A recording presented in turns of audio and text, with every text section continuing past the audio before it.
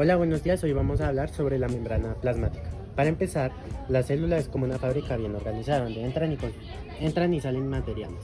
La membrana plasmática actúa como un control de acceso, donde decide quién entra, qué sale y bajo qué condiciones. Para ello utiliza dos tipos de transporte, el transporte pasivo y el transporte activo, que el transporte pasivo, no necesita energía y el activo sí la necesita. Así que para eso vamos a ver cómo funcionan estos procesos que son esenciales para la vida celular. Entonces ahora les vamos a explicar todo lo que vendría siendo el modelo 3D de la membrana celular. Como primero podemos encontrar una bicapa fosfolípida, que la bicapa fosfolípida es una estructura formada por dos capas fosfolípidas que constituyen la base de la membrana celular. Después de eso encontramos primero la cabeza hidrofílica, que es una región fosfolípida que se siente atraída por el agua. Luego encontramos las colas del fosfolípido. Es una buena barrera entre el interior y el exterior de la célula, que se encuentra unida por diferentes cadenas de carbono que no se disuelven en el agua. Después de eso encontramos en sí todas las proteínas que van a ser representadas del color azul. Las proteínas integrales y la proteína globular son las que se encargan de la transmisión de iones, moléculas, etc. También encontramos lo que vendría siendo la proteína en hélice, que la proteína en hélice proporciona estabilidad y una forma específica que permite el funcionamiento de la proteína. Por último encontramos el canal proteico, que como ya mencioné es por ahí donde ocurre la transmisión de iones, moléculas y proteínas a través de la membrana. Continuando con la explicación de mi compañero de las partes de la membrana celular, encontramos el colesterol, que sirve como precursor de todas las hormonas esteroides, ácidos biliares y la vitamina D. También encontramos la proteína periférica, que sirven como receptoras para moléculas mensajeras como las que son las hormonas, Ahora encontramos las glicoproteínas, que establecen puentes entre las moléculas estructurales de la matriz extracelular. Acá encontramos las glicoproteínas, que establecen puentes entre las moléculas estructurales de las matrices extracelulares. Y por aquí encontramos los glicolípidos, que están formados por una cola lipídica y uno o más grupos de azúcar. Sirven como sitios de reconocimiento para las interacciones entre células y células. Difusión simple. En la difusión simple, las moléculas atraviesan la bicapa lipídica sin necesidad de energía. Solo pueden hacerlo aquellas que sean pequeñas y liposolubles, como el oxígeno y el dióxido de carbono.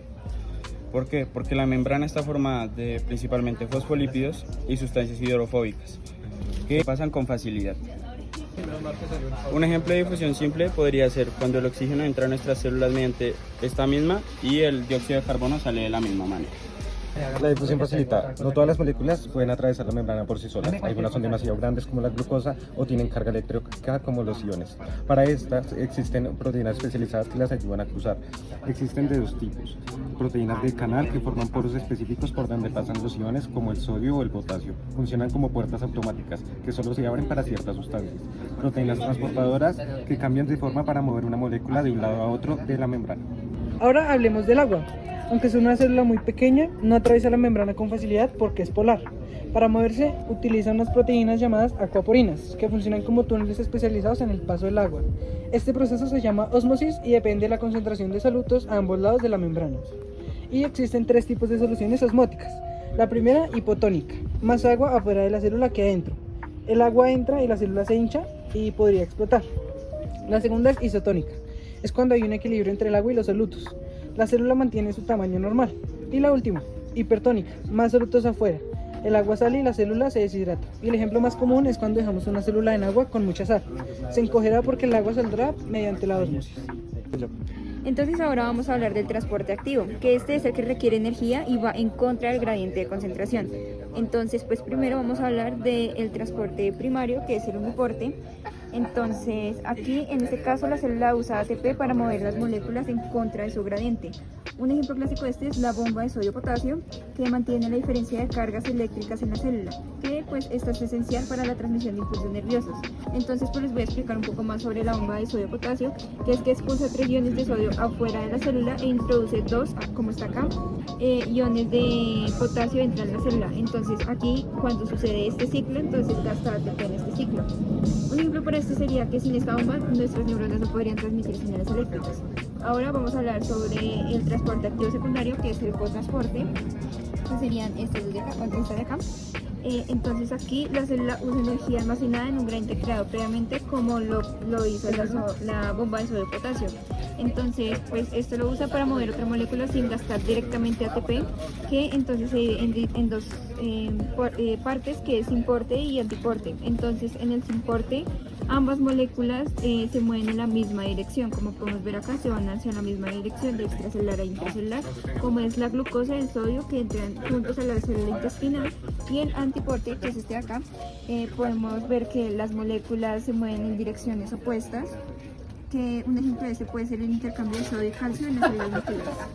Bueno, yo les voy a hablar del transporte en masa. El transporte en masa se divide en dos, en endocitosis y en exocitosis. El transporte en masa se da cuando algunas moléculas son demasiado grandes para cruzar la membrana con proteínas transportadoras. En estos casos, la célula usa vesículas para moverlas. En la endocitosis tenemos la entrada de sustancias a la célula. Se divide en fagocitosis, que es cuando la célula envuelve partículas grandes como bacterias, en pinocitosis, que es cuando la célula ingiere líquidos con pequeñas moléculas, y en endocitosis mediada por receptores, es cuando la célula capta moléculas específicas mediante receptores.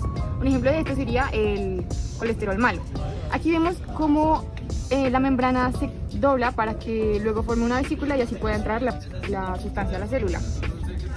En la exocitosis es lo contrario, es la expulsión de una sustancia. Aquí vemos como la membrana envuelve la sustancia, luego poco a poco va saliendo y se libera. En resumen, el transporte pasivo permite que las moléculas se muevan sin gasto de energía, aprovechando su gradiente de concentración. En cambio, el transporte activo requiere ATP porque mueve sustancias en contra de su gradiente. Ambos mecanismos son esenciales para la vida celular y el funcionamiento de todo nuestro cuerpo.